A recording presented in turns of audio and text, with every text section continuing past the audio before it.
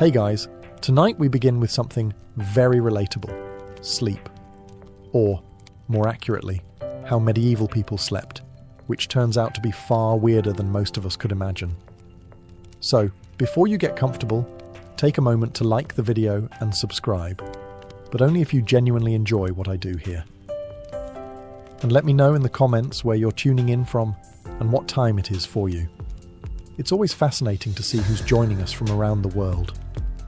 Now, dim the lights, maybe turn on a fan for that soft background hum, and let's ease into tonight's journey together.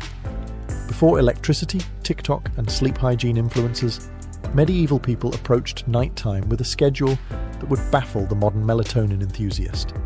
It was called segmented sleep, a natural two-part sleep cycle, split neatly in half like a stale medieval biscuit.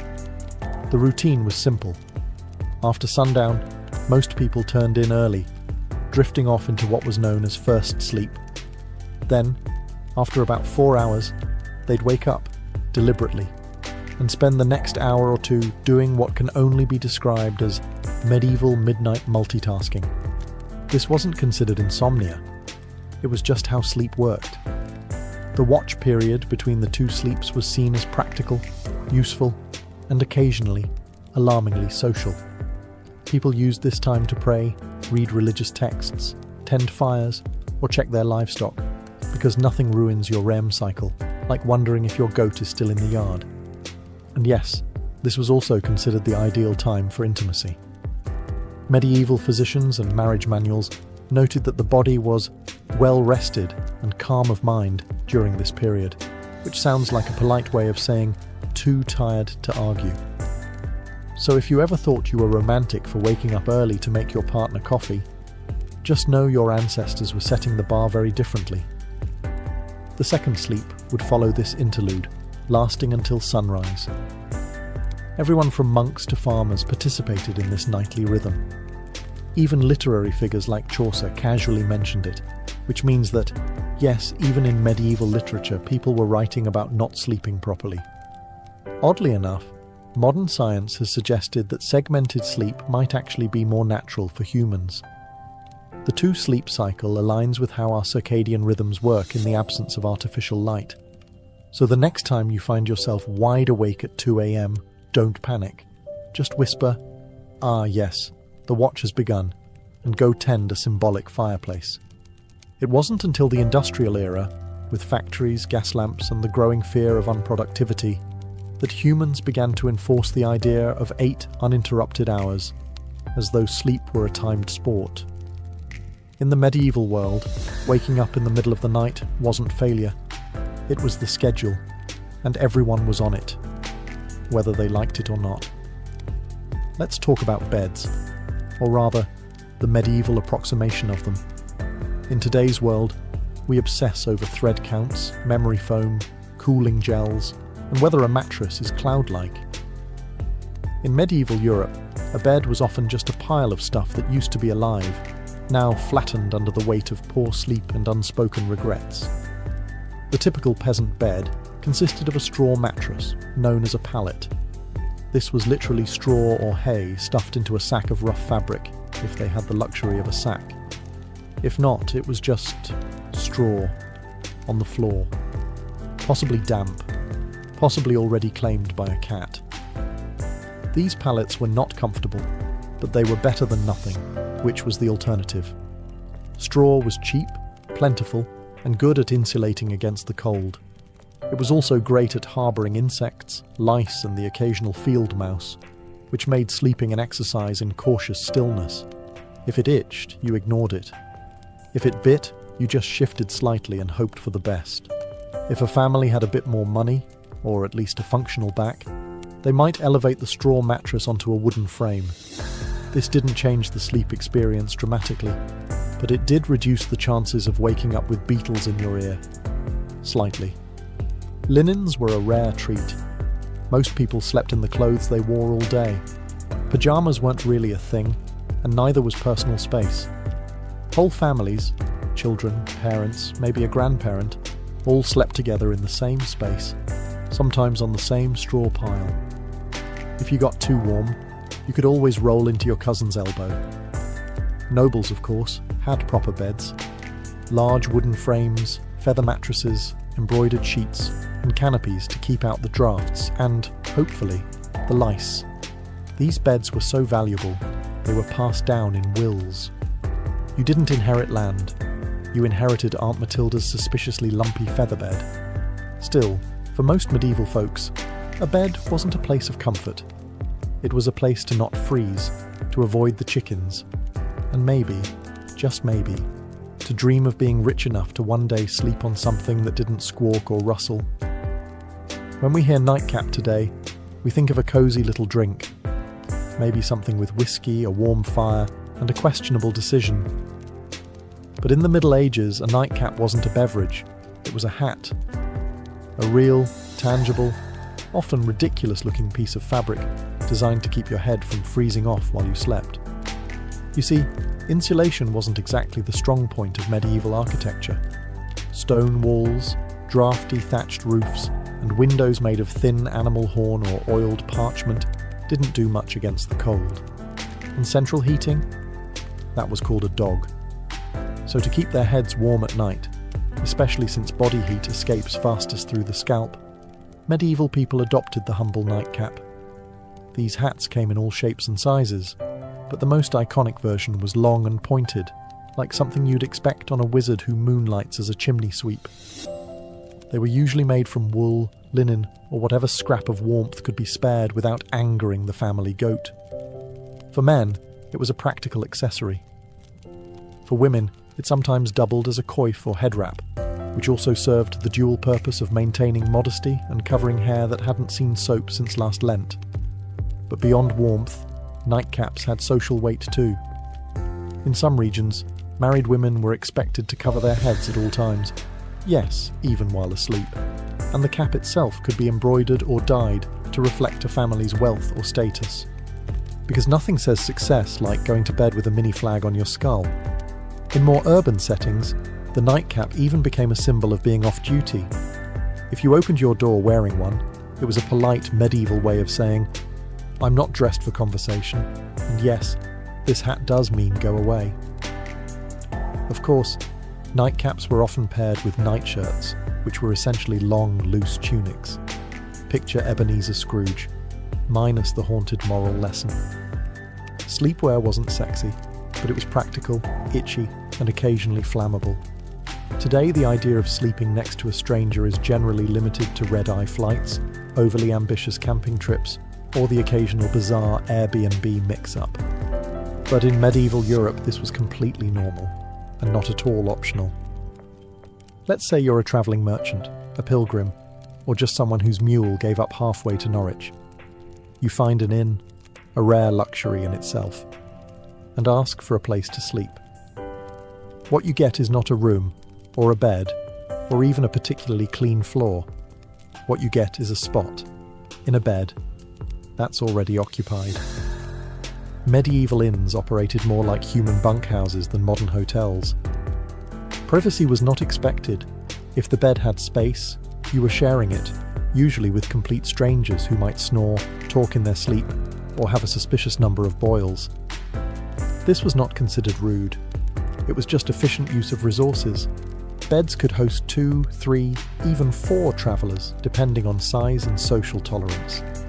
In larger cities, you might end up in a dormitory-like hall with rows of beds and absolutely zero personal space. Snoring contests were unjudged. Elbow territory was fiercely contested. Sometimes men and women were separated, but not always. Some inns tried to assign beds by profession. Blacksmiths with blacksmiths, clergy with clergy, thieves with other thieves, allegedly. But often it was first come, first sprawled. And while this might sound like a nightmare to modern germaphobes, back then it was an upgrade from sleeping outdoors with the wolves, the rain, and the occasional peasant uprising. Worried about theft? Many travellers slept with their purse tied to their belt or hidden under their clothes. Others slept on top of their bundles, turning luggage into both pillow and alarm system. If someone moved your bag, it usually meant you were about to wake up poorer. The rich, of course, did not suffer this fate. Nobles travelled with entourages and camped in relative comfort. or demanded their own rooms if an innkeeper valued their roof. In the medieval world, going to bed wasn't just about pulling up a blanket and drifting off. It was a spiritual operation, a nightly gamble where the stakes were your eternal soul. People didn't just sleep, they prepared to potentially die. Hence the popularity of bedtime prayers. Forget lavender spray or calming podcasts. Medieval sleepers wound down with confessions, psalms, and soul-cleansing spiritual clauses, just in case they died somewhere between good night and dawn. The idea was simple. You could die at any moment, from illness, fire, demons, or, most dangerously, being over 30 in the year 1247. So you'd better say your prayers, not because it was comforting, but because hell was terrifying, and you didn't want to show up uninvited, unwashed, and spiritually dishevelled. One common version? If I should die before I wake, I pray the Lord my soul to take. Sweet, right? Except it's basically a legal document written by a 7-year-old, acknowledging death as a likely bedtime outcome. Many adults had a whole catalogue of prayers for different threats. One for when you were feeling guilty. One for when you thought the devil might be hiding in the rafters. One for plague prevention, which unfortunately aged poorly. Some even prayed to specific saints known for watching over sleepers, kind of like holy bouncers guarding your soul at the club door. The really devout, monks, nuns, and overly anxious nobles ended their day with Compline, the final prayer service before bed. After Compline, they took a vow of silence, which wasn't hard because everyone was already exhausted, underfed, and mildly afraid of the dark. Children were also encouraged to pray, in part because it was good for their souls, and in part because it gave them something to do other than ask why the dog was in their bed again. Parents reminded them that angels were watching, which sounds adorable until you realize it was less guardian angel and more celestial surveillance system. In short, prayer before sleep was less about peace and more about last-minute damage control. Think of it like medieval antivirus software. You hoped it worked, even if you didn't fully understand how. In the modern world, dreams are usually dismissed as random nonsense, stress, too much cheese, or your brain trying to file paperwork in the dark. But in the medieval world, dreams were taken very seriously, as in eternal consequences serious. Dreams weren't just dreams, they were considered messages. From God, saints, the devil, your guardian angel, or possibly that weird relic you kissed last Sunday. Some dreams were divine revelations, others were demonic temptations. Either way, you were supposed to pay attention, and possibly write it down, or confess it, or fast for 3 days just to be safe. Theologians, monks, and self-proclaimed visionaries spent an alarming amount of time interpreting dreams. Entire texts were dedicated to decoding them. Dreamt of fire? Might be hell. Dreamt of water? Could mean purification, or drowning. Dreamt of a man with a goat's head juggling fish? You better call a priest immediately, and possibly move. Medieval people believed that what happened in dreams mattered, because your soul was still active while you slept. This meant that your actions in a dream could reveal hidden sins or spiritual weaknesses. That mildly embarrassing dream about stealing a loaf of bread, that might be your subconscious confessing your guilt for real-world gluttony, or just hunger. But still, better to confess it anyway, just in case. Monks and nuns often recorded their dreams and shared them with spiritual superiors. Some were celebrated for having holy visions during sleep. Others were quietly told to eat fewer onions before bed. Of course, dreams weren't just spiritual puzzles. They also made excellent plot devices. Medieval literature is full of dream sequences where knights encounter angels, demons, or metaphorical creatures spouting poetry about virtue. Dreams were basically the Netflix of the medieval world, except with more allegory and fewer happy endings. The church, predictably, was suspicious.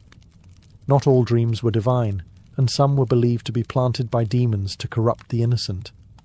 If you dreamt of something unwholesome, It could mean your soul was under attack, or that you just slept too close to the fireplace fumes again.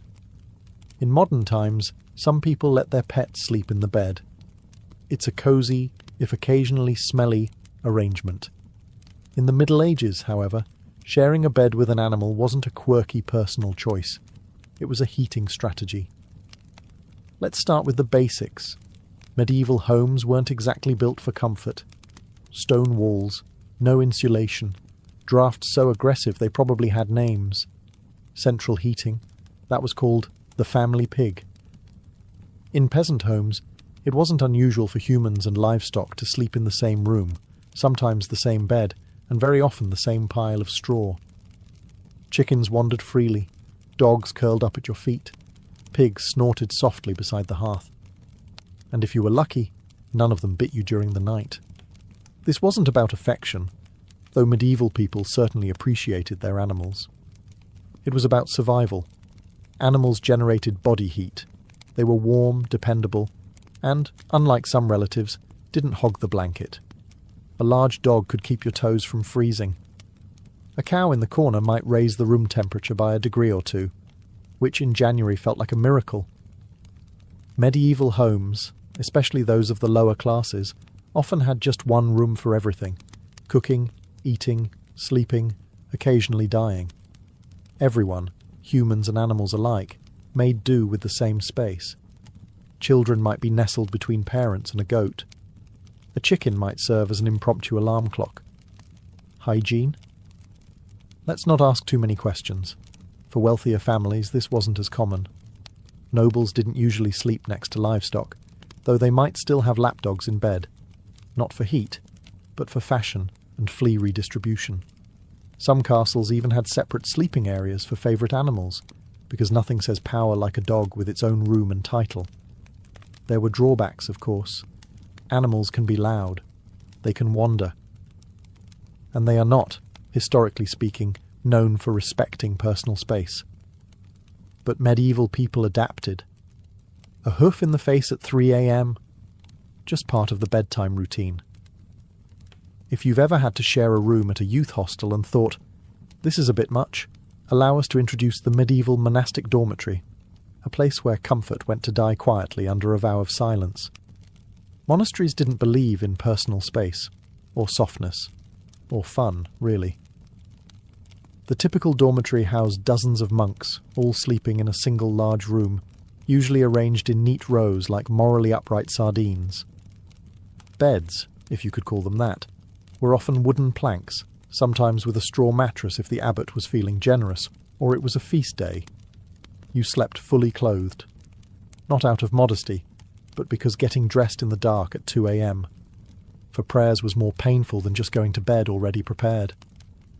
The monastic uniform, including robe, belt and sandals, doubled as spiritual armour and poor insulation. If you got cold, you layered up. If you got hot, well, no, you didn't. There were no pillows, no privacy curtains, and absolutely no talking. Silence was enforced, not suggested, under the rule of St. Benedict. If you rolled over and groaned too loudly, you might find yourself on chamber pot duty for a week. Snoring, however, was a grey area. You couldn't control it, but if it became disruptive, the Lord might still hold you accountable. Or at least your cellmates would. Lighting was minimal. 1 candle, maybe. You didn't need to see. You just needed to lie still and not sin. That was the goal. Despite the austerity, monks believed their Spartan beds were training for the afterlife, preparation for the soul's journey by denying the flesh any excess. Sleep was not a pleasure. It was a necessity, monitored and scheduled like everything else. Some monks even slept sitting up, just to avoid any hint of luxury, or dreams, or circulation. Compared to this, peasant straw piles and snoring pigs almost seem luxurious. At least the pig didn't judge you. Let's talk about something that would horrify most modern sleepers. Waking up voluntarily at 2 a.m, and not for a bathroom break or a doom scroll, but for prayer. Loud, cold, candle-lit prayer. In medieval monasteries, this was standard practice. Monks and nuns followed a rigid daily schedule based on the canonical hours, which included matins, the first service of the day. And by day, we mean the darkest part of the night, when even the owls were still deciding whether to wake up. The bell would toll, often rung by someone who drew the short straw, and the entire dormitory of robed, sleep-deprived souls would shuffle off to the chapel in silence. And yes, still in full clothing, because monks didn't do pyjamas. The only layering system they believed in was spiritual. Inside the chapel, by flickering candlelight and under the echo of stone vaults, they would chant psalms, recite scriptures, and try their best not to fall asleep on their feet. Which, incidentally, was a real issue. There are records of monks being punished for dozing mid-prayer, usually with extra chores or more prayers. You fell asleep in matins? Congratulations, you now get to lead the next one. Matins could last an hour or more. Some particularly enthusiastic orders stretched it to 2. Imagine trying to stay spiritually engaged while your stomach reminds you that dinner was a bowl of lentils and a moral lesson, and your body is actively shutting down. After the service, monks would either return to bed for their second sleep, or, in stricter orders, move straight into study or manual labour. Because nothing says holy discipline like threshing wheat on 4 hours of fragmented rest. Why so early? The idea was to sacrifice comfort and dedicate the first and quietest part of the night to God, uninterrupted by the temptations of daylight, warmth, or REM cycles. It was a powerful symbol of devotion.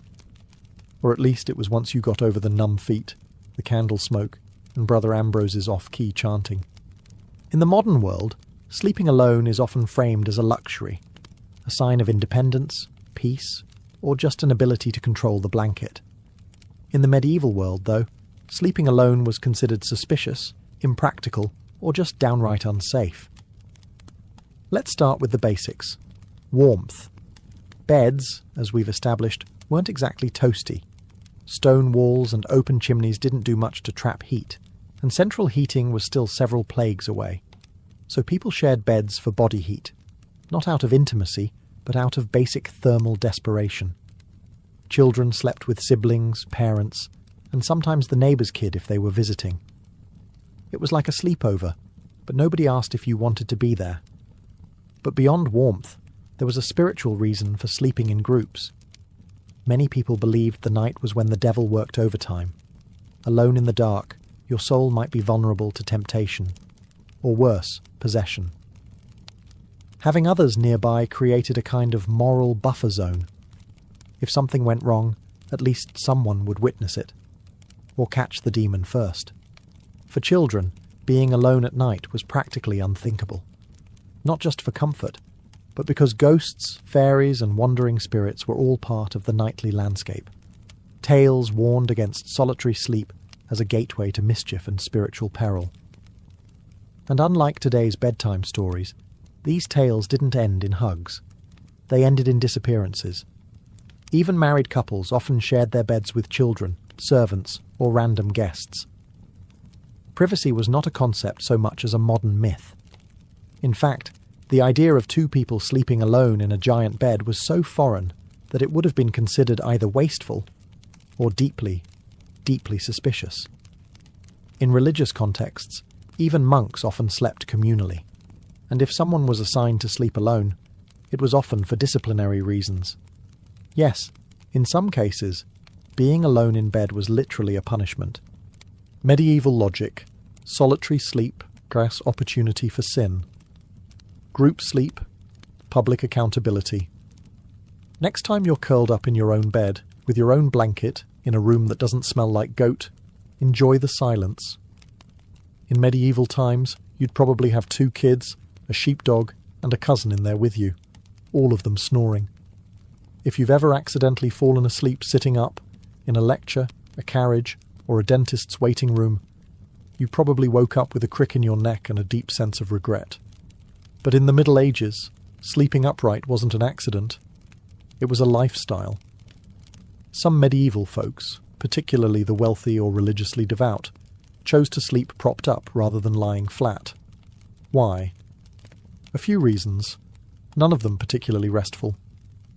First, there was a medical belief that lying flat was bad for digestion, the lungs, or the general balance of the bodily humours. In a world where doctors thought a sneeze could rearrange your soul, this logic made perfect sense. Upright sleeping, they believed, helped avoid congestion of the brain, which sounds ominous, but mostly meant don't drown in your own phlegm. Second, there were spiritual concerns. Lying flat was considered too close to the posture of the dead. You didn't want to confuse God, or worse, attract attention from the angel of death by sleeping in the same position used at funerals. Superstitious? Absolutely. But when your local priest doubled as the community's health consultant, you picked your battles carefully. As a result, people often slept partially reclined, supported by large bolsters, pillows, or the wooden headboard equivalent of a medieval lazy-boy. Nobles sometimes had their beds rigged with angled supports to maintain a semi-seated posture, perfect for digesting one's evening meat pie or fending off surprise demon attacks. Monks took it a step further. In stricter orders, they might even sleep sitting upright on a bench, or leaning against a cold wall with nothing but a hood to muffle the discomfort. It wasn't about health, it was about discipline. If you were too comfortable, you might dream. If you dreamed, you might sin. If you sinned, well, welcome to confession at 5 a.m. Needless to say, this wasn't about quality rest. It was about virtue, discomfort, and mildly confusing theology. Forget haunted dreams or goblins under the bed. For medieval people, the real monsters of the night were already in the sheets, small, persistent, and entirely uninterested in your prayers. We're talking, of course, about fleas, lice, and the medieval bedroom's unofficial mascot, the bedbug. Let's not sugarcoat it. Hygiene wasn't exactly medieval Europe's strong suit. Baths were rare, laundry was expensive, and soap was sometimes made from substances better left unnamed. Add that to straw-filled mattresses, shared bedding, and the occasional live chicken underfoot, and you've got the perfect environment for an all-you-can-eat pest buffet. Fleas and lice were so common they were practically roommates. Peasants dealt with them daily. Nobles, despite their satin sheets and feather beds, were not exempt. In fact, some richer households had dedicated nitpickers, actual servants tasked with removing lice from their employers' hair and clothing. Imagine that as your job title. Master of the Royal Scalp. Bedbugs, meanwhile, were the silent assassins of medieval sleep. They hid in wooden bed frames, mattress seams, and even the cracks in stone walls, emerging at night to feast like tiny vampires. If you ever wondered why medieval people wore nightcaps and slept fully clothed, it wasn't always about warmth. Sometimes it was pest defense armor. Solutions ranged from mildly effective to impressively deranged. Some households burned strong-smelling herbs like wormwood or tansy to repel bugs. Others slept with garlic, onions, or even ashes in the bed, which may have done little for the pests, but certainly kept romance to a minimum. It wasn't just physical discomfort either. Fleas were often seen as symbols of sin or moral impurity, biting reminders of the fall of man and poor bedding choices. Entire poems were written about fleas, some moralizing, some weirdly romantic, because nothing says I love you like, let us be united like the flea that bites us both. So, while modern sleep is interrupted by buzzing phones and streetlights, medieval sleep was more likely disturbed by scratching, twitching, and the subtle feeling that something was crawling on your shin. Because it was. We've all had restless nights. But have you ever tried falling asleep while wearing 100 pounds of iron? No? Well, in the Middle Ages some people did exactly that, because apparently nothing says sweet dreams like being prepared to joust in your sleep. Now, to be clear, most people, even knights, didn't regularly sleep in full armour. It was hot, heavy, and loud. Trying to roll over in a suit of chainmail is a bit like trying to nap inside a bag of cutlery. But during wartime or in hostile territory, sleeping partially armoured was considered the safer choice. Comfort? Optional. Survival? Highly recommended. A knight on campaign might remove only his helmet and gauntlets, keeping his mail shirt or breastplate on, just in case enemies decided to stage a midnight surprise party. There's nothing quite like waking up to the sound of hooves and having to suit up while still half dreaming about turnips. In castles under siege, men-at-arms might even sleep with swords or axes at their side, like some very aggressive bedtime security blankets. Shields doubled as pillows, and if the enemy breached the walls, well, at least you wouldn't have to get dressed. Priorities. Of course, sleeping in armour wasn't exactly restorative. Iron isn't breathable, and chainmail has a bad habit of pinching skin. Add cold stone floors, minimal bedding, and the ambient sounds of snoring comrades and crackling torches, and you've got a sleep environment that ranks somewhere below airport terminal on the comfort scale. Even those not in battle sometimes wore light protective gear while sleeping in dangerous regions. Travelling merchants or guards on watch duty might nap in gambesons, thick quilted jackets that offered a bit of protection and slightly more padding than the moral support of prayer alone. And lest we forget, armour wasn't exactly subtle. If you rolled over the wrong way, you might clank so loudly that everyone else woke up and assumed the apocalypse had arrived. Again, in a time when nightly demons, lice infestations, and pigs in your bed weren't considered unusual, you might think that sleepwalking was just one more medieval inconvenience. But oh no, it was much more dramatic than that. In the Middle Ages, if you started wandering around in your sleep, people didn't chalk it up to stress or exhaustion. They assumed you were possessed, bewitched, or had unfinished business with the Holy Roman Empire. Sleepwalking, or noctambulation if you wanted to impress the local monk, was poorly understood and often feared. The idea that someone could rise from their straw pallet, shuffle across the room, and stare blankly at a wall was less harmless parasomnia and more devil's rehearsal dinner. Accounts from the time suggest that people were genuinely spooked by sleepwalkers. Picture this: a man in a long nightshirt, candle in hand, eyes glazed, mumbling Latin that he didn't actually speak while stepping over livestock. You'd think ghost, or heretic, or both. And depending on your local priest, an exorcism might be scheduled before breakfast. Some believed sleepwalking was caused by bad humours, especially too much black bile, which was the medieval catch-all for anything they couldn't explain. Others thought it happened because the soul was temporarily released during sleep, leaving the body free to bumble around like an unattended mule. To prevent these nightly adventures, people tried everything from herbal remedies to praying over their beds, hanging iron charms, or, in more rural areas, just tying the person's leg to a chair. If that sounds extreme, consider that some medieval homes had open hearths, knives everywhere, and chamber pots just waiting to be tragically overturned. In one curious twist, there were rumours of people climbing onto rooftops in their sleep. Whether or not these accounts were exaggerated, the fear of leaping dreamers led to barred windows and occasional theological debates about whether a person could sin while unconscious. Thankfully, most sleepwalkers just paced, muttered, or attempted to open imaginary doors.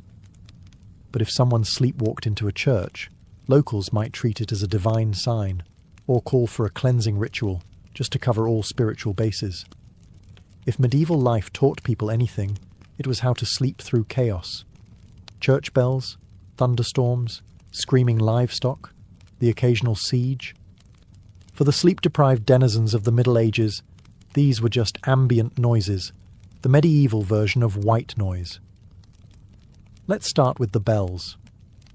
Church bells marked every sacred moment of the day: sunrise, prayer times, meals, and of course the ungodly hour of matins at 2 or 3 a.m.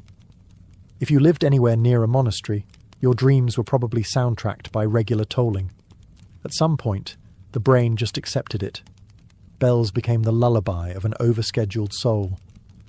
And it wasn't just bells. Storms were frequent and terrifying. With no weather apps or triple-glazed windows, you experienced every clap of thunder like the world might end.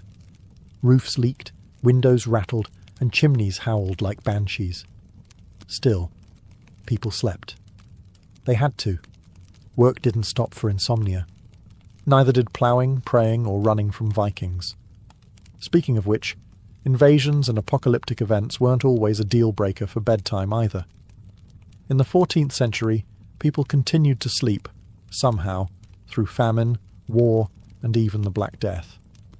When death carts rolled by in the morning, it was considered more of a grim wake-up call than a cause for panic. And if you didn't wake up, well, some believed that was a mercy. There are even records of people sleeping through earthquakes, barn fires, and angry mobs. Sleep deprivation was common, and bodies adjusted. If you worked from sunup to sundown, ate barely enough to survive, and spent your day dodging mud, taxes, and spiritual damnation, you were going to fall asleep. Hard. And then there were those who used sleep as a kind of escape hatch.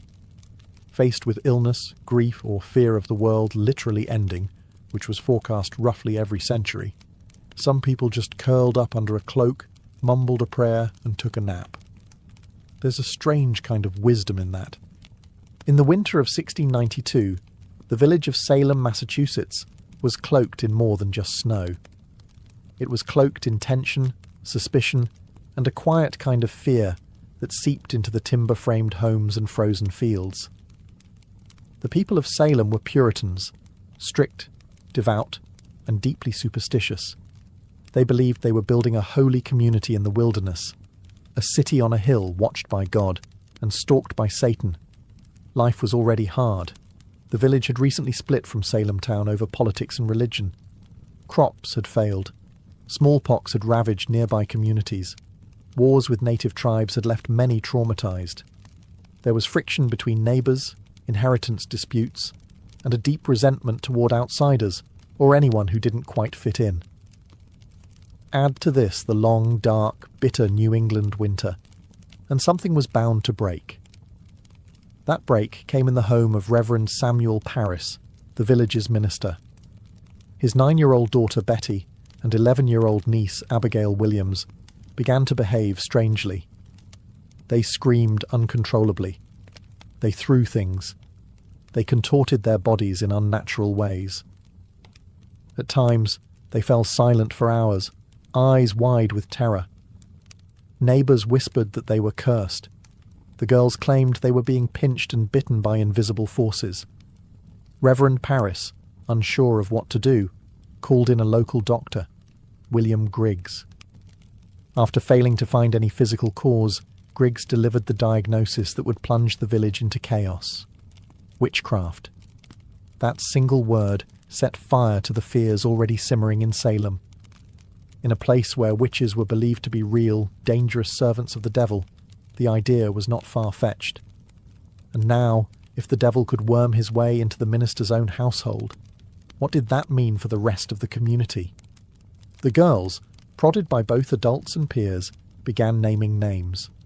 First, they accused women on the margins, social misfits and outcasts. But soon the accusations would reach the respectable, the wealthy, even the pious. Salem was a small village, but what was about to happen would echo far beyond its borders. What began as whispers in the dark would soon become cries from the gallows, and a legacy of paranoia that still haunts America's history books. Once the idea of witchcraft took root in Salem, it spread like ivy, quiet at first, then strangling everything it touched. The afflicted girls, Betty Parris, Abigail Williams, and soon others like Ann Putnam Jr. and Mercy Lewis, seemed to grow bolder with each passing day. They convulsed in court, screamed during prayers, and claimed they could see dark spirits hovering over certain villages. It wasn't just childhood imagination, it was theatrical, public, and, most disturbingly, believed. The first to be accused were those with the least protection, women who already lived on the edges of society. Sarah Good, a homeless beggar, was known for muttering to herself when turned away from doorsteps. People claimed her mumbling was a curse. She smoked a pipe. She snapped at children. She fit the mould of a witch because she didn't fit the mould of a Puritan woman. Sarah Osborne hadn't attended church in over a year and had scandalised the community by marrying her indentured servant after her first husband died. A woman who defied convention, clearly suspect. Tituba, the enslaved woman in Reverend Parris's household, was the most exotic of all.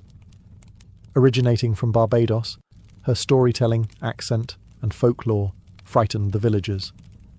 Under pressure, possibly even physical beatings, Tituba confessed to witchcraft.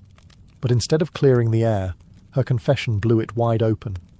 She told a story of a tall man in black, a figure associated with the devil, who asked her to sign a book. She said she saw strange animals, yellow birds, red cats, and even spectral dogs.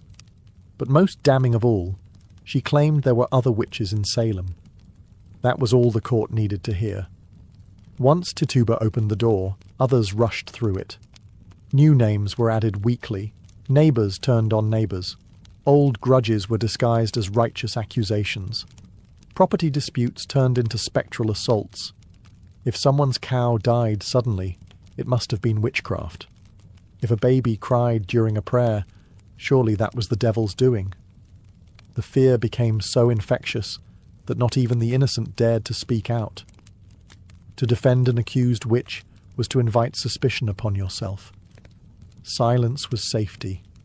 And so, the web of accusations widened, trapping the village in its sticky, unseen threads. Logic was fading. Hysteria was now in control. As accusations mounted and the village reached a fever pitch, the colonial government stepped in. Governor William Phipps, recently appointed and eager to maintain order, established a special court to deal with the chaos. It was called the Court of Oyer and Terminer, from the French meaning to hear and determine. But what it really became was a factory for fear-driven justice. The court convened in Salem town in June of 1692, and it was no ordinary tribunal. Its rules were warped by panic. Instead of requiring hard evidence or reliable witnesses, it allowed something far more dangerous: spectral evidence. Spectral evidence was testimony that a spirit or spectre of the accused had afflicted the victim. In other words, if a person claimed to have seen your ghost-like form in a dream choking them, that was admissible in court. Never mind that the accused could be asleep at church or miles away. It was their spirit doing the devil's work. You couldn't cross-examine a dream. And worse, you couldn't disprove it. Children were now treated as star witnesses. Their seizures, screams, and gasps in court became more theatrical by the day. One girl, Mary Walcott, would fall into fits the moment a suspected witch entered the room. If a prisoner looked at her, she shrieked. If they didn't look at her, she shrieked louder. The performances were mesmerizing, and the judges, including the influential Judge Samuel Sewall and Chief Justice William Stoughton, accepted it all. Defense lawyers? There were none. The concept didn't exist in colonial trials. If you were accused, you stood alone. If you denied the charges, the afflicted girls writhed in agony. If you confessed, you might be spared death, but only if you named others. The system rewarded lies and punished silence. Worse still, the trials became public spectacles. People travelled from nearby towns to witness them. The accused were paraded into court in shackles, often bewildered, often poor, and almost always powerless. And yet, not everyone believed. Some townsfolk whispered that the girls were faking. Others questioned why only certain types of people were being accused. But few spoke openly. Questioning the court meant questioning the will of God. In Salem, reason had stepped aside, and the law had become a mirror, reflecting fear, not justice. On June 10, 1692, the gallows in Salem claimed its first victim, Bridget Bishop. She was not new to scandal. Her reputation made her an easy target. She wore bright red clothing, ran a tavern, and had been accused of witchcraft years earlier. During her trial, neighbours testified that her spirit pinched them in the night, that their babies died after she passed by, and that she kept enchanted dolls. She denied everything. Still, the court found her guilty. She was led to Gallows Hill, a barren, wind-swept patch of earth just outside Salem. No prayer, no mercy. The rope was pulled, the crowd watched, and with that single execution, the machinery of death began to churn. The hangings that followed came quickly. On July 19th, 5 more women were executed: Sarah Good, Susanna Martin, Rebecca Nurse, Elizabeth Howe, and Sarah Wilds. Some had good standing in the church. Rebecca Nurse, in particular, was a shocking case, an elderly, pious woman beloved in the community. Even the jury initially found her not guilty. But under pressure from the court and the afflicted girls, the verdict was reversed. Nurse's final words were whispered through the air like a warning: "I am as innocent as the child unborn." But it didn't matter. The noose did not discriminate. In August, more executions followed. On September 22nd, the deadliest day, 8 people were hanged in a single morning. Among them was Martha Corey, a woman who had doubted the trials early on, and her husband Giles Corey, who met a different fate. Giles refused to enter a plea. The court, unable to proceed with a trial without one, resorted to an ancient English punishment: peine forte et dure. He was pressed to death. Stones were piled on his chest, slowly, cruelly, over 3 days. His final words, as legend has it, were "more weight." By the end of the hysteria, 19 people had been hanged, 1 pressed to death, and at least 5 more died in jail awaiting trial. Dozens confessed falsely to save their lives. Over 200 people were accused. The gallows cast long shadows over Salem, not just on the hill, but in every heart. Fear had become law, and justice, blindfolded, had been led to the scaffold. While the executions claimed the spotlight, hundreds of others sat in cramped, foul-smelling jails, waiting for a verdict or a miracle. Salem's small jail couldn't contain them all. Accused witches were held in neighbouring towns like Ipswich and Boston, chained to walls, starving, freezing, and forgotten. Most of the accused weren't witches, or even outcasts. They were neighbours, friends, parents, children, people whose only crime was having a quarrel with the wrong person or owning land someone else wanted. In many cases, personal grudges disguised as divine justice drove the accusations. A pig wandered into a neighbour's yard and died. Must be witchcraft. Someone refused to help with firewood. Clearly they'd cursed the axe. Mary Easty, sister of the executed Rebecca Nurse, was one such case. She was a respected mother of 7, known for her piety. Initially released by the court, she was rearrested days later after new fits from the afflicted girls. Her second arrest sealed her fate. In a final petition to the judges, Mary begged them not for her own life, but that they put a stop to these proceedings before more innocent blood is shed. She was hanged soon after. Another notable case was Dorothy Good, the 4-year-old daughter of Sarah Good. After her mother's arrest, Dorothy was interrogated and, under pressure, confessed to being a witch. Her answers, gibberish and fear, were taken as truth. She was imprisoned for 8 months in chains. When finally released, she was mentally broken, never recovering from the trauma.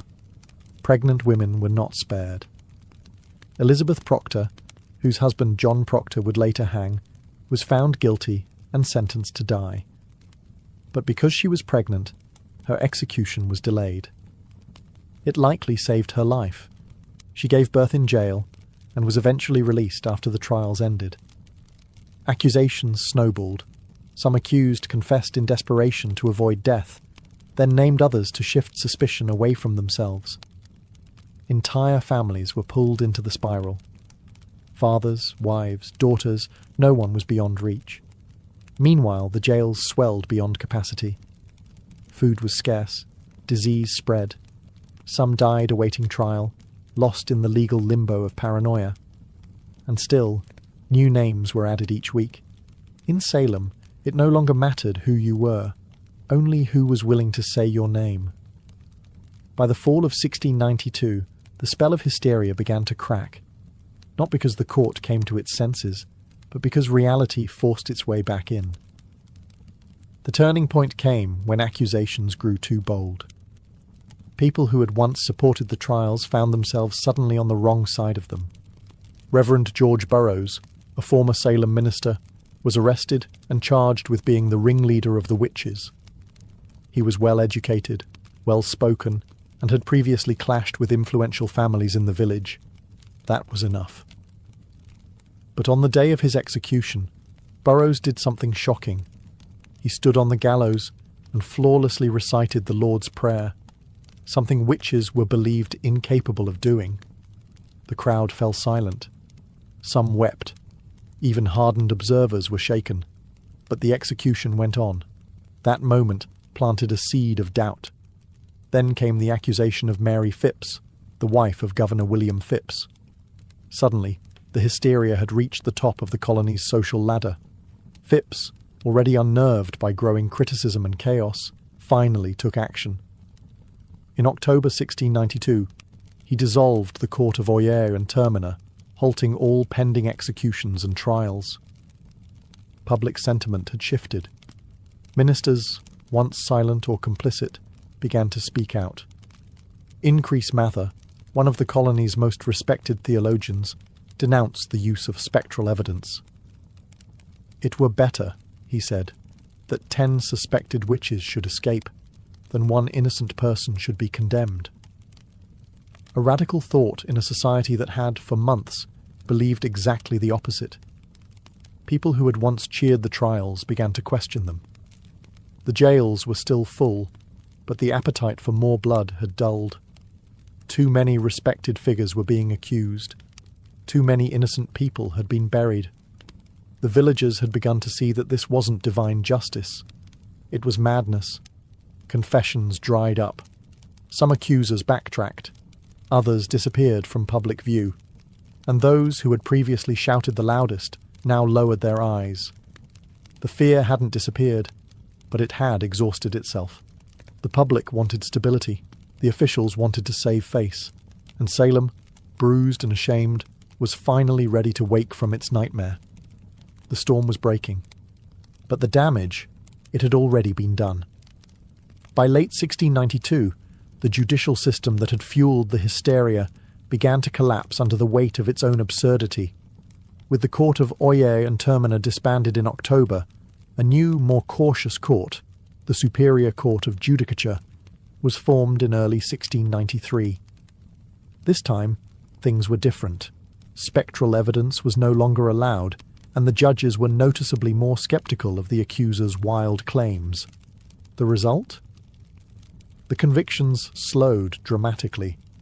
Many accused witches were acquitted outright. Of the 56 cases brought before the new court, the majority were released. Even those who had already confessed began to recant their testimonies, admitting that fear, torture, or pressure had forced them to lie. The dramatic performances of the afflicted girls lost their persuasive power. The most prominent case in the unravelling of the trials was that of Reverend Samuel Willard, a respected minister who came under suspicion. While he was never formally charged, the fact that such a high-ranking devout man could be suspected highlighted how arbitrary and corrupt the process had become. The court, once ferocious, was now cautious. They began quietly releasing those still in jail. First, those with little evidence against them, and eventually even those who had confessed to witchcraft under duress. Meanwhile, families of the executed began to demand justice. John Proctor's children petitioned for the return of his property. Rebecca Nurse's family launched a campaign to clear her name. In time, community shame replaced community fear. Church congregations fractured. Friendships were severed. The very fabric of Salem's social order had been shredded. Governor Phipps, realizing the colony's growing international embarrassment, pardoned the remaining prisoners in 1693. But even freedom came at a cost. Many families had to pay for their own jail fees before being released. Imagine losing your home, your health, and nearly your life, only to be handed a bill for the privilege of surviving. By the end of the ordeal, 19 people had been hanged, 1 pressed to death, 5 died in jail, and over 200 had been accused. The court didn't just collapse, it imploded, leaving behind a crater of guilt, grief, and disbelief. The trials had ended, but the healing had not even begun. Salem was a village forever altered by the people it had lost, the justice it had abandoned, and the mirror it was now forced to look into. The gallows were silent. The jails had emptied. But Salem was far from peaceful. The town wasn't haunted by ghosts, but by guilt. What had started with a handful of sick girls had exploded into a communal act of destruction. Families had been torn apart, reputations ruined, and innocent lives ended. And now, the survivors had to live in the wreckage. Neighbours could no longer look each other in the eye. The same people who once prayed together had testified against one another. Some of the afflicted girls quietly left town.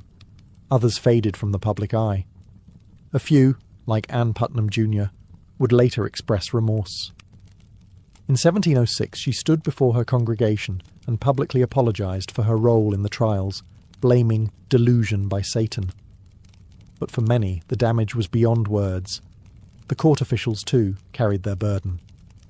Judge Samuel Sewall, one of the most prominent figures in the trials, was one of the few to admit wrongdoing. In a remarkable act of public penance, he stood during a church service in 1697, while a minister read out his confession and prayer for forgiveness. It was a rare moment of accountability in a time when most tried to forget. But forgetting wasn't easy. The families of the condemned began demanding compensation. Over the years, petitions flooded the Massachusetts government, asking for official pardons, for returned property, for public acknowledgement that the executed were innocent. Slowly the government responded. In 1711, the colony passed a bill restoring the rights and good names of some of the victims, and offered limited financial restitution to their heirs. But even that wasn't comprehensive. Some families, like the Coreys and the Proctors, were left out entirely. Whispers of witchcraft never quite left New England. But in Salem, the shame became part of the town's identity. The village eventually changed its name to Danvers, perhaps to distance itself from its infamous past.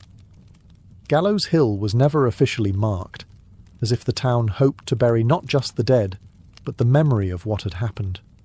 But the memory persisted, in sermons, in stories, in the silence between former friends.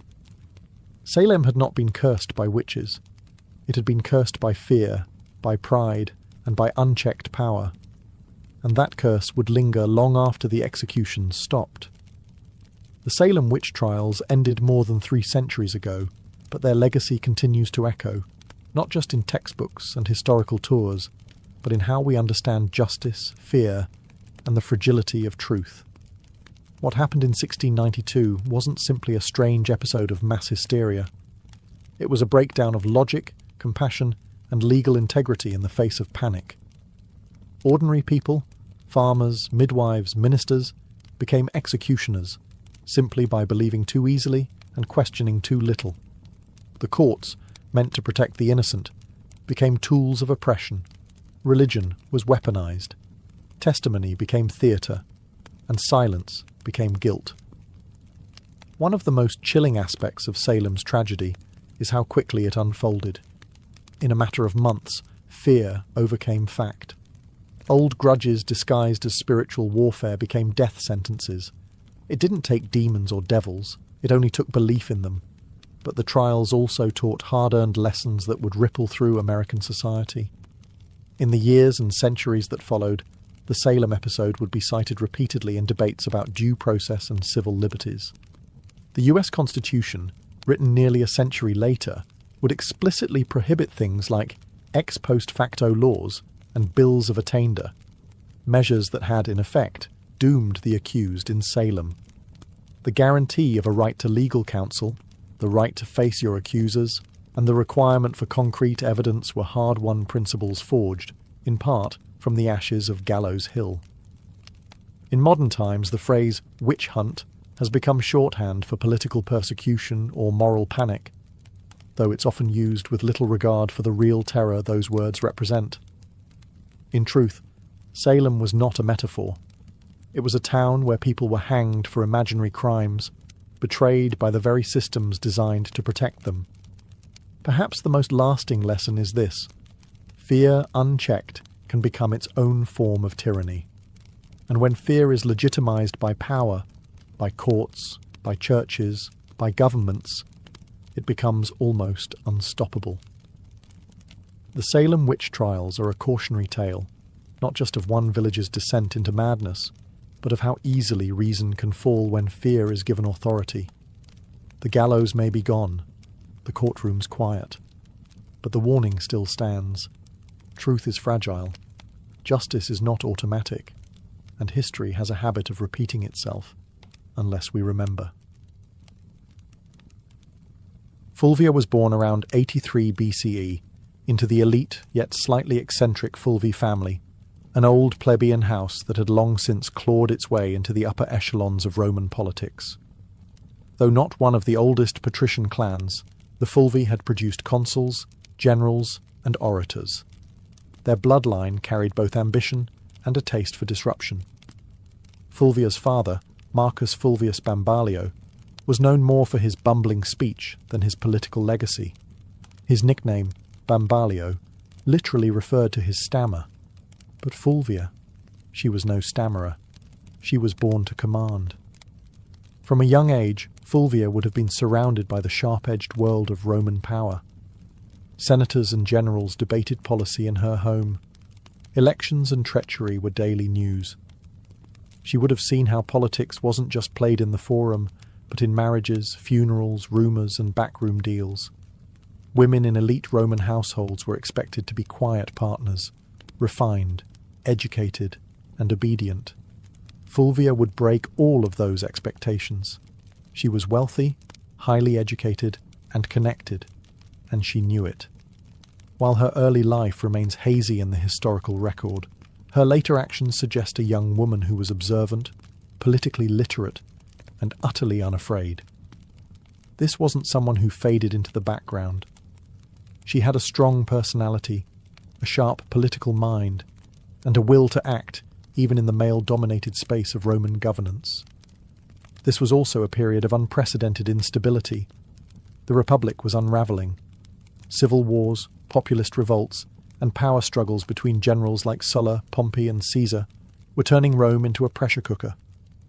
The old rules were collapsing, and Fulvia came of age right in the middle of it. Rather than recoil from chaos, Fulvia would learn to use it. Her early life didn't produce the kind of modest matron Rome idealized. It produced a woman who saw politics not as a man's world to be feared, but as a battlefield to be mastered. She would go on to marry 3 powerful men, each one a radical player in Roman history. But Fulvia wouldn't just marry power. She would command armies, lead revolts, and become the first Roman woman to appear on coinage, not as a goddess, but as herself. Rome wasn't ready for Fulvia, but she was ready for Rome. Fulvia's first marriage was to Publius Clodius Pulcher, and it was anything but conventional. Clodius was no ordinary Roman noble. He was a populist agitator, a political arsonist with a flair for chaos, scandal, and street-level power. To many of the Roman elite, he was dangerous. To the masses, he was a hero. And to Fulvia, he was a strategic opportunity. Their marriage, sometime in the early 50s BCE, united Fulvia with the man who had turned the Roman Republic into his personal stage. Clodius was infamous for his theatrical defiance of tradition. He had once disguised himself as a woman to infiltrate a sacred female-only religious ceremony in Caesar's home, scandalous behaviour that only seemed to raise his popularity. He later renounced his patrician status to run for the tribunate of the plebs, an office that gave him veto power over the Senate. Clodius understood Rome's street politics better than most, and Fulvia, far from being a passive consort, was right there beside him. She wasn't a silent partner. Roman sources suggest that Fulvia actively participated in her husband's political world. She engaged with his supporters, was visible during his campaigns, and managed their household as a hub for Clodian politics. Together, they represented a new kind of Roman power couple. Bold, populist, and unapologetically aggressive. But the alliance came at a cost. In 52 BCE, Clodius was murdered on the Appian Way by the bodyguards of his political rival, Titus Annius Milo. His death sent shockwaves through Rome. But Fulvia was not about to mourn quietly. She staged a political funeral that historians still talk about today. She paraded Clodius's mutilated body through the Roman Forum, bloodied wounds exposed for maximum effect. The public was horrified and enraged. Riots erupted. The Senate House was burned to the ground. Fulvia had turned personal grief into public uprising. This was her first major political act, and it worked. Her ability to manipulate public emotion, use spectacle as strategy, and wield her husband's legacy as a weapon made her a new kind of player in Roman politics. Clodius was gone, but Fulvia had stepped out of the shadow, and Rome would never see her the same way again. Fulvia didn't linger in mourning. In Rome, political capital had a short shelf life, and she understood that better than anyone. Shortly after the violent death of Clodius Pulcher, she entered into a second marriage, this time to Gaius Scribonius Curio, a rising political star and one of Julius Caesar's most passionate supporters. On the surface, Curio seemed an unlikely match. He had a flamboyant reputation and a taste for drama, but beneath the bravado was a sharp political operator. As tribune of the plebs in 50 BCE, Curio wielded enormous influence during one of Rome's most volatile periods. The Republic teetered between war and peace, between Caesar's ambitions and the Senate's resistance. Fulvia saw in Curio not just a husband, but a bridge to the next power block. This was no romantic rebound. It was a calculated alliance. With Clodius gone, Fulvia needed a new political anchor, someone who could carry forward the populist legacy her first husband had built, and someone who had Caesar's backing. Curio fit both bills. Through him, Fulvia remained tightly embedded in the shifting power dynamics of Rome. She didn't just marry into the movement, she helped shape it. Fulvia ensured Clodius's supporters stayed active, rebranding their cause under Curio's leadership and keeping the urban masses politically engaged. But the Roman world was collapsing fast. Tensions between Caesar and Pompey exploded into civil war. Curio threw himself into the fight, taking Caesar's side. Fulvia, as always, remained politically involved. She reportedly helped organize support and manage resources for her husband's campaign. In 49 BCE, Curio led a military expedition to Africa to secure Caesar's position, but it was a disaster. He was ambushed and killed by the forces of King Juba the Aenes of Numidia. His death was brutal, and his army annihilated. Once again, Fulvia was widowed, and once again, Rome waited to see if she would fade into the background. She didn't. Curio's death only solidified her status as a political widow with dangerous resilience. She had now lost 2 husbands to Rome's civil unrest, and both had died fighting for populist causes. But Fulvia was far from finished. Her most audacious partnership, and her most dramatic chapter, was still to come. Fulvia's third and most famous marriage was to Mark Antony, the ambitious general and loyal ally of Julius Caesar. Their union, forged sometime around 47 BCE, wasn't merely a romantic attachment, it was a merger of power. Fulvia had already proven herself as a master of Roman street politics. Antony, rising rapidly through the military and political ranks, needed that kind of savvy support in Rome. Together, they formed one of the most politically potent couples of the late Republic. By the time of their marriage, Fulvia was no stranger to blood and betrayal. She had buried 2 husbands and outmaneuvered countless enemies. Antony was no stranger to scandal either. He drank, he gambled, and his personal life was notoriously chaotic. But with Fulvia, he had found someone who could do more than entertain him. She could defend his interests, hold his alliances together, and rally supporters when he was away on campaign. And Antony, despite his brash exterior, understood her value. He allowed Fulvia to exercise authority that no Roman woman had publicly wielded before. She opened his correspondence. She issued orders in his absence. She sat in on meetings and influenced appointments. Roman sources, mostly hostile, depicted her as overbearing and power-hungry. But what disturbed them most wasn't her ambition. It was that she acted like a Roman man in a world that had no language for such a woman. After Caesar's assassination in 44 BCE, the Republic was plunged into chaos once more. Antony rushed to secure his position as Caesar's political heir, but it was Fulvia who held Rome itself. While Antony formed the second triumvirate with Octavian and Lepidus, Fulvia acted as his representative in the capital, managing patronage networks, coordinating with street gangs, and ensuring Antony's supporters remained mobilized. She even helped arrange Antony's official reconciliation with Octavian by marrying her daughter, Clodia, to him, an alliance that would later implode. In public, Fulvia appeared not just as Antony's wife, but as his proxy. Roman coins were minted, bearing both Antony's image and her name, an unprecedented acknowledgement of her status. She wasn't hidden in the shadows of power. She stood in its full glare. But power in Rome was always borrowed, and Fulvia was about to test the limits of how far a woman could go before Rome snapped back. While Mark Antony pursued military campaigns and political deals across the Roman world, it was Fulvia who controlled the streets of Rome. She wasn't just his wife, she was his regent in all but name. In a period where violence, bribery, and raw influence kept order, Fulvia proved she could play the game as well as, if not better than, any man in the Senate. Rome, in the aftermath of Caesar's assassination, was a battlefield without swords. Power had become a moving target. Fulvia understood this, and she anchored Antony's authority in the capital by becoming his political substitute. She directed allies, dealt with the urban plebs, negotiated with factions, and, most daringly, waged war with words and silver. She financed loyal troops, offered bribes to keep public order, and ensured that any legislation passed favoured Antony's future. Some ancient sources, especially hostile ones like Appian and Dio Cassius, paint Fulvia as manipulative, shrewish, and even warmongering.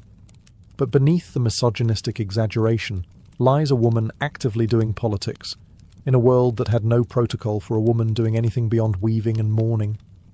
Fulvia was building coalitions, backing military commanders, and even issuing decrees, functions normally reserved for senators and consuls.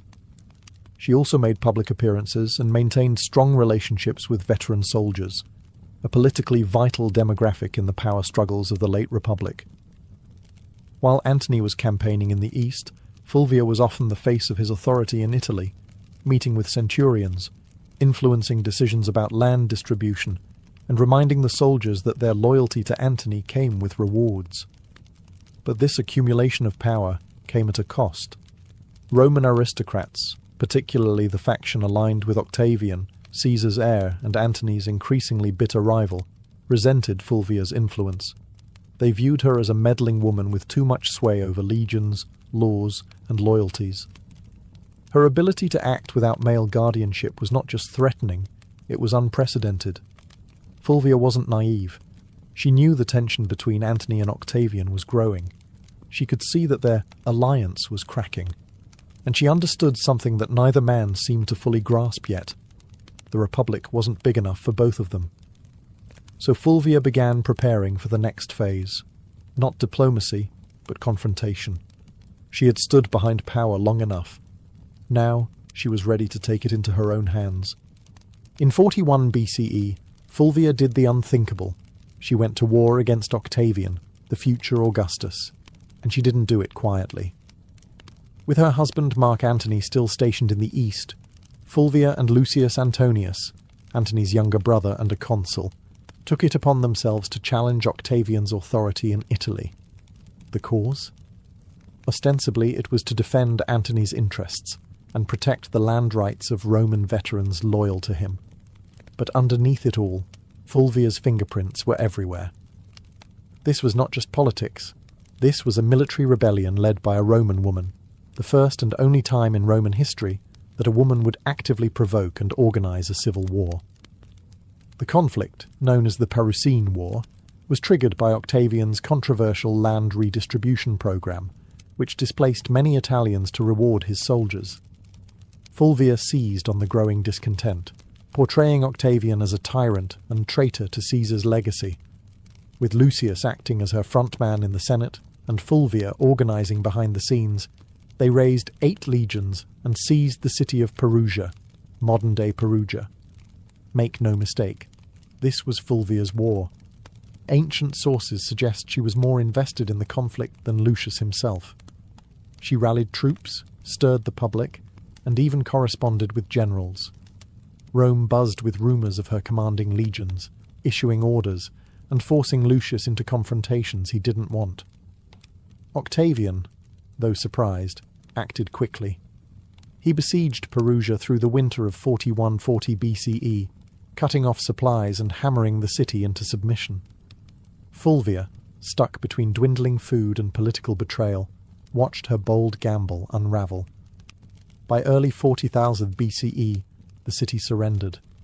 Lucius Antonius was spared, likely as a gesture to avoid alienating Antony. But Fulvia was exiled. The woman who had once commanded riots, marriages, armies, and public opinion was now deemed too dangerous for Roman soil. She was sent to Sicyon in Greece, where she hoped to reunite with Antony. But Antony didn't come running. The once powerful alliance between husband and wife had eroded in the fog of war and distance. Fulvia had acted in his name, but perhaps without his blessing. She had dared to do what no Roman woman had before, wage a civil war. And now the Republic had made her pay the price. Banished from Rome, Fulvia landed in Sicyon, a city in Greece that had become a kind of diplomatic purgatory for failed power players. She had gone to war, not for personal gain, but in her husband's name. She believed she was defending Mark Antony's interests, his honour, and perhaps their shared vision of Rome. But what awaited her in exile wasn't a hero's welcome. It was silence. Fulvia had risked everything, her status, her alliances, her life. And yet Antony did not immediately rush to meet her. In fact, by the time Fulvia arrived in Greece, Antony was already entangled with Cleopatra in Egypt. Whether their romantic relationship had begun or was merely brewing, the symbolism was crushing. While Fulvia was raising legions, Antony was raising goblets at banquets beside a queen. The betrayal cut deep, not just personally, but politically. Fulvia had fought a war to protect Antony's power in Italy, and in response, he let her hang out to dry. Some ancient historians, especially Plutarch, suggest that Antony was furious with her for launching the Perisine War without his direct approval. Others argue he welcomed her downfall. It cleared the way for a marriage alliance with Octavian, something Fulvia would have never tolerated. Still, Fulvia wasn't entirely without supporters. Some of Antony's troops, fiercely loyal to her, urged reconciliation. But her health had begun to fail. After enduring siege, exile, and betrayal, Fulvia died in Sicyon in 40 BCE, possibly from illness, stress, or heartbreak, or all three. She was around 43 years old. Her death provided Antony with a clean political exit. He met with Octavian shortly afterward and agreed to marry Octavian's sister, Octavia, as part of a renewed peace treaty. The triumvirs were temporarily united again, but only because Fulvia, the one woman bold enough to challenge their designs, was gone. Fulvia's legacy would soon be overshadowed by Cleopatra, whose myth eclipsed nearly every Roman woman of the period. But make no mistake, Fulvia was the prototype. She didn't wield power from behind a curtain. She marched into it, stood at the centre, and dared to command armies in a world that treated women as furniture. Rome didn't know what to do with her, so it erased her. But the ashes of her rebellion would linger, and her story was far from ordinary. After Fulvia's death in 40 BCE, the men she had once manoeuvred, Antony, Octavian, and even her former allies, began the quiet work of rewriting her legacy. She couldn't defend herself, so the narrative was shaped by her enemies and the uneasy survivors of her ambition. And like so many powerful women in history, Fulvia became a scapegoat. Ancient sources, mostly penned by men with vested interests, painted her as the reason for the Perisine War, the rift between Antony and Octavian, and even the general disorder of the Republic. Appian, Dio Cassius, and Plutarch depict her as overbearing, jealous, and driven by a lust for power. They blamed her for dragging Lucius Antonius into conflict, for antagonizing Octavian, and even for Antony's eventual estrangement from Rome. But were these accusations fair? Hardly.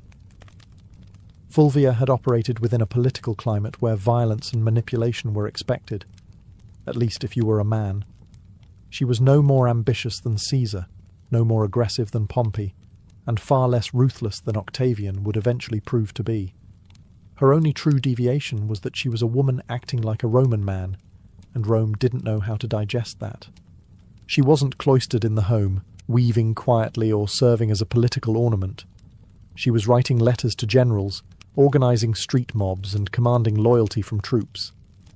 And that made her dangerous, not just to Octavian, but to history itself. Even Mark Antony, the man whose legacy she had fought to preserve, conveniently blamed Fulvia for the civil strife.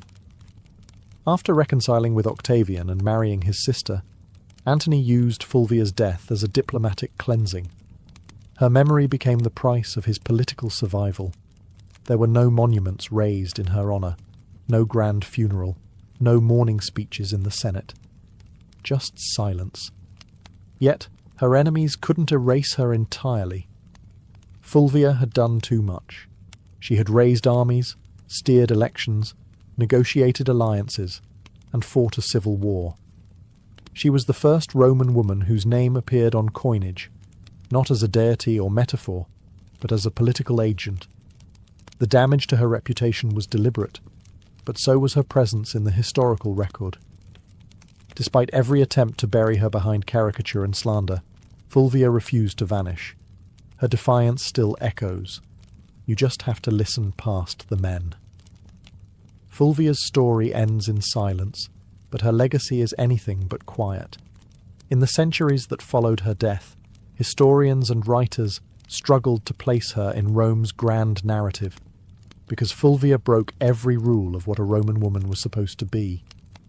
She didn't just advise power from the shadows, she became power, and that made her both unforgettable and deeply unsettling to a patriarchal world. In a society where women were expected to influence through whisper and marriage, Fulvia shouted through policy, war, and political theatre. She was not a consort, she was a commander. And yet, she was remembered more for her defiance than her accomplishments. Roman historians couldn't handle a woman who didn't stay in her place, so they rewrote her as shrill, power-hungry, and disruptive. But read between the lines, and a different figure emerges. Fulvia was the first Roman woman to mint coins with her name. She organised political factions, leveraged marriage as a tactical weapon, and manipulated Roman street politics with stunning effectiveness. She moved through the civil wars of the 1st century BCE, not as a bystander, but as a player. A woman whose influence terrified senators and shaped the fate of triumvirs. Her downfall wasn't due to incompetence, it was due to timing and gender. Had she been born a man, she might have been remembered as a second Caesar or a more charming Cato. Instead, she was cast as the wicked woman who dared too much. Still, her legacy quietly lingered. Later, Roman women like Livia Drusilla, Agrippina the Younger, and even Cleopatra herself, though of a different world, would all operate in the shadow Fulvia helped carve. They would manipulate emperors, wield armies, and control succession. But Fulvia did it first, and with no imperial title to shield her. Today, modern historians have begun re-examining Fulvia with fresh eyes. No longer a cautionary tale, she is being recognised as one of the most politically active women in Roman history, someone who tested the boundaries of female power and paid the price. She didn't simply live in the age of triumvirs, she challenged them. And while Rome may have tried to erase her, Fulvia left fingerprints in every corner of its collapse. Not a footnote, a force, a woman centuries ahead of her time. By the summer of 1963, the United States was a country teetering between two worlds, one rooted in centuries-old systems of oppression, and another aching to breathe free. In the Deep South, segregation wasn't just a social norm, it was the law. Black Americans were barred from restaurants, schools, buses, voting booths, and even drinking fountains. Police brutality was rampant. Lynching still occurred. And in places like Birmingham, Alabama, peaceful protesters were being met with snarling dogs and high-pressure fire hoses. But change was coming, and it wasn't asking for permission. In just a few years, the civil rights movement had surged into the national spotlight. Sit-ins, freedom rides, and boycotts had become familiar headlines. Leaders like Rosa Parks, Medgar Evers, and John Lewis were no longer just names. They were symbols of defiance. The March on Washington wasn't born out of a single conversation. It was the result of rising frustration and fierce hope. Black Americans were no longer content with waiting. They were demanding civil rights, and they were determined to make their voices heard where it mattered most, the nation's capital. The idea of a mass march in Washington, D.C. had been floating around for decades. A. Philip Randolph, a labor organizer and longtime civil rights advocate, had originally proposed the concept in the 1940s. Back then, it was meant to pressure the Roosevelt administration to desegregate the defense industry. That protest was called off after Roosevelt caved and signed an executive order. But now, in 1963, the stakes were even higher. Randolph, along with other civil rights leaders, including Bayard Rustin and Dr. Martin Luther King Jr., revived the vision. And this time, they weren't just marching for jobs. They were marching for dignity, for voting rights, for school desegregation, for equal pay, and most importantly, for the basic human right to live free of fear. Over a dozen major civil rights organizations came together to plan it, despite their many disagreements, because they understood the power of a unified front. The countdown had begun. Buses were being organized, flyers were spreading. Word of mouth was moving faster than newspapers, and across the country, Black Americans were preparing for what would become one of the most unforgettable moments in American history. The dream was taking shape, one footstep at a time. Pulling off a protest of any kind in Washington, D.C. was no small feat, but planning one for over 100,000 people, possibly more, was madness. Logistically, it sounded like a nightmare. Food, water, transportation, sound systems, bathrooms, medical teams, permits, crowd control, safety plans. And yet, somehow, they made it happen. At the centre of this controlled chaos stood Bayard Rustin, a man who, despite being openly gay and often kept behind the scenes for political reasons, was a master strategist. Rustin had once studied non-violence directly under Mahatma Gandhi's followers in India. He had marched, been jailed, beaten, and surveilled by the FBI. But nothing fazed him. He saw the March on Washington as a chance to show the world what disciplined, non-violent protest could achieve when coordinated with military precision. In just 8 weeks, Rustin and his team transformed the idea into a reality. The march was officially called the March on Washington for Jobs and Freedom, and it was deliberately framed to include both racial justice and economic opportunity. That dual message was no accident. While Dr. King would later become the spiritual symbol of the day, it was Randolph and Rustin who made sure the demands were just as much about unemployment, minimum wage, and workers' rights as they were about civil rights. Meanwhile, tensions simmered beneath the surface. President John F. Kennedy and his administration were nervous, deeply nervous. They feared riots, backlash, or worse, bloodshed. Civil rights leaders assured them the protest would be peaceful. Still, the National Guard was on standby, hospitals in D.C. were put on alert, and liquor sales were banned for the day. Federal workers were even told they could stay home. And then there was the question of unity. The Big Six civil rights organizations, NAACP, CORE, SNCC, SCLC, National Urban League, and Randolph's Brotherhood of Sleeping Car Porters, often clashed over tactics. Some wanted more radical action, others more diplomacy. SNCC's young firebrands were growing impatient with King's non-violent approach, but they all agreed on this. The time for silence had passed. Rustin's plan read like a military operation. Every bus and train was tracked. Every speaker was timed to the minute. Every route had marshals trained in crowd control. They weren't just planning a march. They were orchestrating a moment that would shake the conscience of a nation. August 28th, 1963. A sweltering Wednesday in Washington, D.C. The sun was already hot by 9 a.m., and the humidity clung to the skin like a second shirt. But it didn't stop them. From every corner of the country, they came. Black, white, young, old, students, clergy, factory workers, and celebrities. Some wore their Sunday best. Others clutched protest signs. They came by bus, train, carpool, and even foot. Over 250,000 people in total, converging on the National Mall like a rising tide of hope.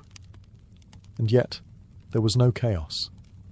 Despite the government's fear of riots and unrest, the scene was astonishingly calm. Volunteers directed foot traffic. The Red Cross handed out water. Groups sang freedom songs, held hands, and cheered as new marchers arrived. You could hear gospel choirs near the reflecting pool and chants of jobs and freedom echoing off the marble columns of the Lincoln Memorial. Celebrities joined in too. Harry Belafonte, Sidney Poitier, Paul Newman, Marlon Brando, Joan Baez, Bob Dylan. But no one was there for autographs.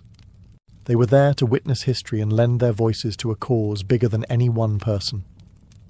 The crowd was orderly but energized. There was no pushing, no looting, no violence. Instead, there was a shared understanding that this wasn't just a protest. It was a sacred moment. For many Black Americans, just standing on the mall felt like a quiet act of revolution. To be seen, to be counted, to say, "We are here," in front of the same Lincoln Memorial where the great emancipator sat in stone. It was a full circle moment, generations in the making. At exactly noon, the official program began. Leaders took the stage one by one, each representing different organizations, ideologies and regions, but united in message. Speakers demanded equal pay, desegregated schools, a living wage, and an end to police brutality. Mahalia Jackson sang. Marian Anderson, who had once been banned from singing at Constitution Hall because of her race, now sang for thousands beneath the open sky. As the hours passed, the tension grew, not from unrest, but from anticipation. The man everyone was waiting for had not yet spoken, and when he did, the world would stop, listen, and remember. The march wasn't just making history. It was becoming legend, minute by minute.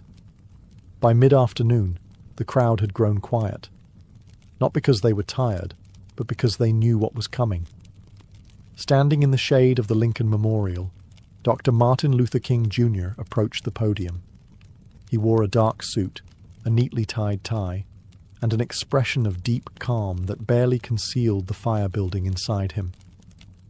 He carried prepared remarks, typed and written collaboratively with his advisors the night before. But what the world would remember wasn't what had been typed. It was what came from his heart. He began with measured intensity, outlining the grim realities of segregation, police violence, and broken promises. 100 years later, he said, referring to the Emancipation Proclamation, the Negro is still not free. His voice rose and fell like a sermon. He used repetition, rhythm, and silence not as fillers, but as instruments. The crowd listened in rapt attention, some nodding, some wiping away tears, others holding signs that simply read, "Now." But it was what happened next that changed the tone of the entire event, and arguably the trajectory of the civil rights movement itself. Standing just behind King was gospel legend Mahalia Jackson, who had sung earlier that day. She suddenly cried out, "Tell them about the dream, Martin. Tell them about the dream." And King did. He set aside his notes, gripped the podium, and launched into a passage he'd delivered before, but never like this. "I have a dream," he said, and the crowd leaned in. "I have a dream that one day this nation will rise up and live out the true meaning of its creed." Each phrase rang louder, clearer, more resolute. "I have a dream that one day..." the sons of former slaves and the sons of former slave owners will be able to sit down together at the table of brotherhood. I have a dream that my 4 little children will one day live in a nation where they will not be judged by the colour of their skin, but by the content of their character. It wasn't a speech anymore. It was a vision, a prayer, a lightning bolt through history. By the time King closed with the words, free at last, thank God Almighty, we are free at last," the crowd erupted. Applause, tears, shouts of joy. They knew they had just witnessed something more than oratory. They had heard prophecy. The power of the March on Washington wasn't just in the speeches or the music. It was in the people. The sheer scale of humanity gathered that day was overwhelming. They came from Mississippi, Michigan, Alabama, New York, California, and everywhere in between. Some were seasoned activists who had marched a dozen times before. Others had never left their hometowns until now. They packed lunches, rode buses for over 20 hours, and slept in their church clothes just to be there. Many were ordinary people, maids, teachers, steel workers, postal clerks, who saw themselves not as political figures, but as witnesses. They didn't just want change. They were the change. There were also children in the crowd. Young black girls with ribbons in their hair, boys with hand-drawn signs. Parents hoisted toddlers onto their shoulders so they could see the Lincoln Memorial in the distance and hear the speakers' voices carried over loudspeakers. To them, this wasn't just an event. It was the beginning of a new world. Some faces stood out. There was a young John Lewis, just 23 years old, representing the Student Nonviolent Coordinating Committee, SNCC.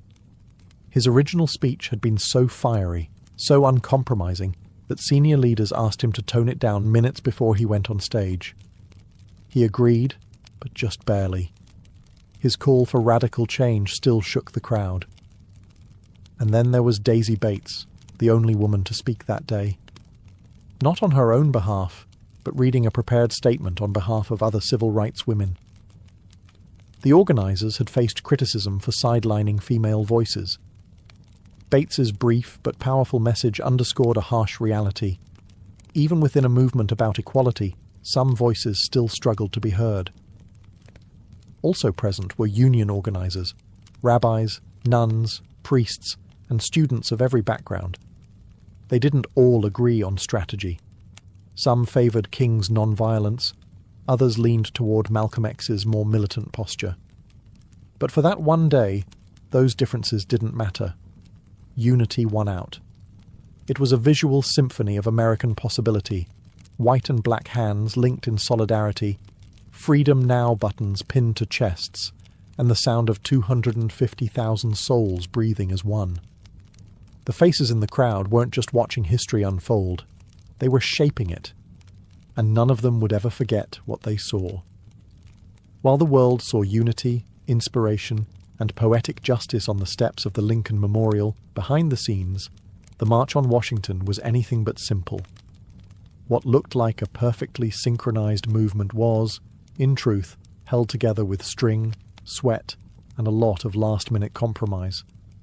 Bayard Rustin, the chief architect of the march, had to battle not just logistics, but politics. He was constantly under scrutiny, not just because he was openly gay and a former communist, but because some civil rights leaders feared his identity would be used to discredit the movement. In fact, Congressman Adam Clayton Powell had once threatened to publicly accuse Rustin and Dr. King of being lovers if King didn't remove Rustin from an earlier campaign. That threat haunted every stage of planning. Then there was the issue of women's voices.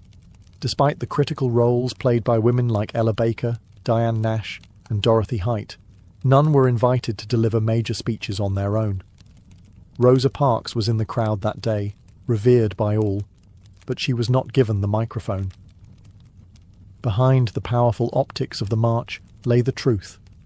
The movement still struggled with its own hierarchies and blind spots. Even within the Big Six organisations, friction bubbled. SNCC leaders were growing increasingly disillusioned with the slow pace of change and the older generation's insistence on moderation.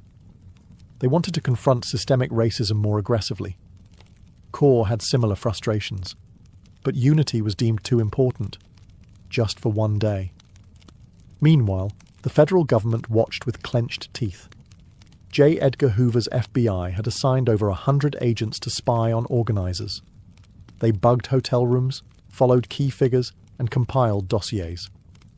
They were convinced the march would turn violent or that communists would hijack the event. When nothing of the sort happened, they simply doubled down on their surveillance, especially of Dr. King. And let's not forget money. The march cost over $250,000, equivalent to millions today. Most of it was raised through unions and sympathetic donors, but organizers scrambled until the final hour. They even borrowed walkie-talkies from the Boy Scouts. The March on Washington was historic, yes, but it was also deeply human. Imperfect, messy, political, and unfinished. Just like the country it sought to heal. The sun began to dip behind the Washington Monument as the crowd slowly dispersed.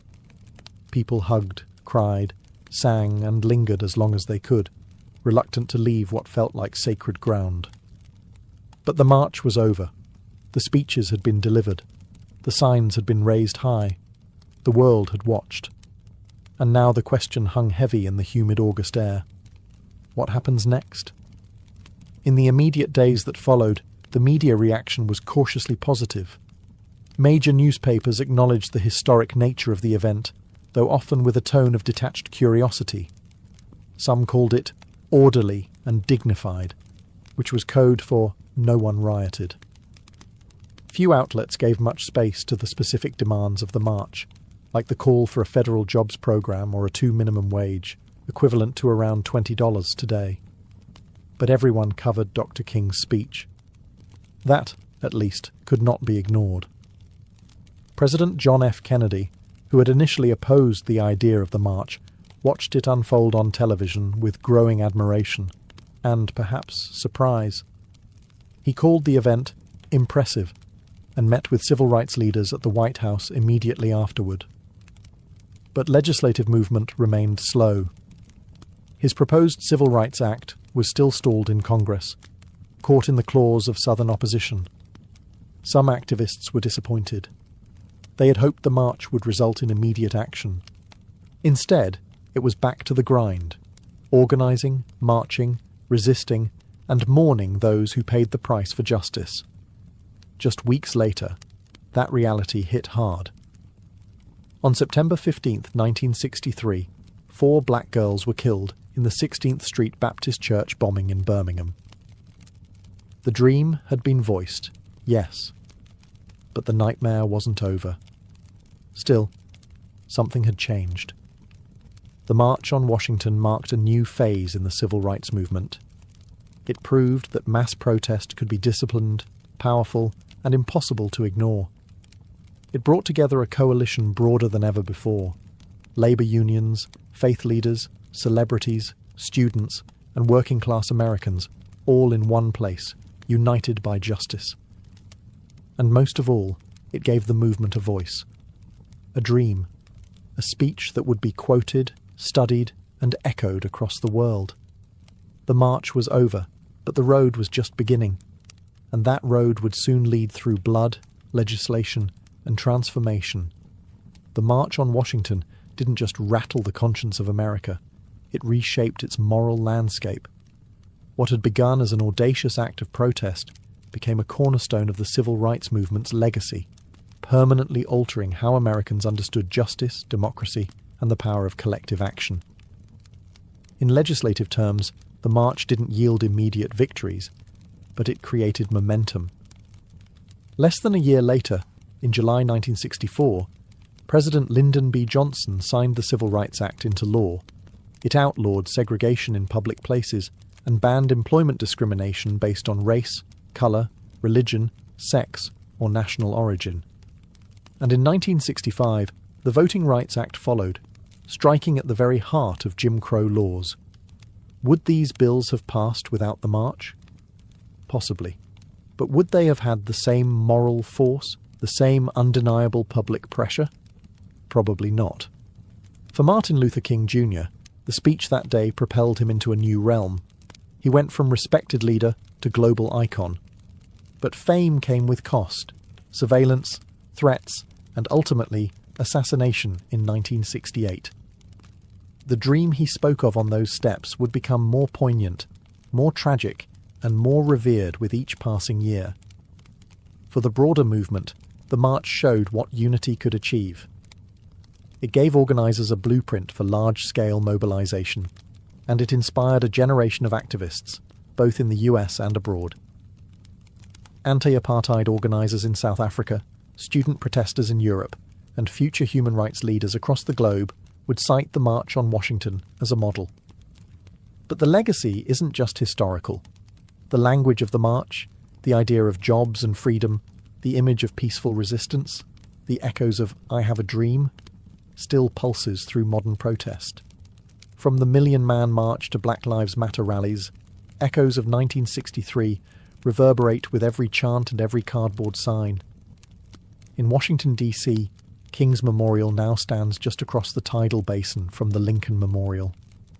Visitors walk past his towering likeness carved in stone, with words from that August day etched into the granite. But the real memorial isn't in stone.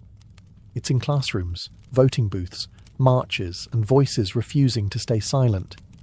Because the dream wasn't meant to rest in history books, it was meant to be lived. And the legacy of that summer afternoon still dares us to do just that.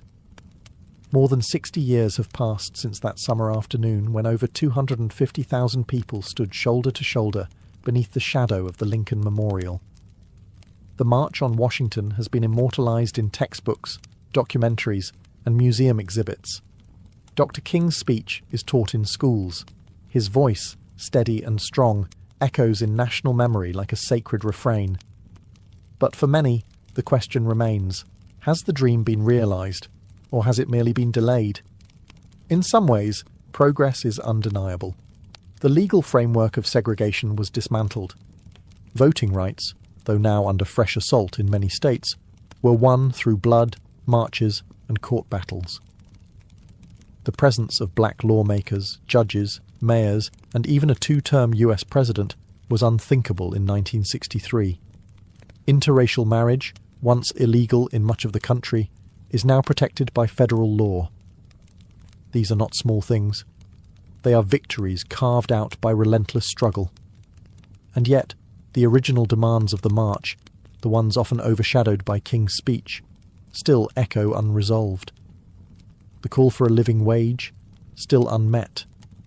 Racial disparities in education, housing, employment and healthcare remain entrenched. Police brutality, the very thing that sparked much of the early civil rights organising, continues to ignite outrage and protest. The dream of true economic justice, of a country where opportunity is not predetermined by zip code or skin colour, is still far from reality. Modern movements like Black Lives Matter have taken up the mantle, often using the imagery and rhetoric of the 1963 march as both inspiration and indictment. They march through the same cities, chant on the same streets, and demand the same basic human rights. But they do so in a world transformed by social media, surveillance, and new forms of resistance. The March on Washington was never meant to be the conclusion. It was a flashpoint, a stake in the ground that said, "This is who we are, and this is what we demand."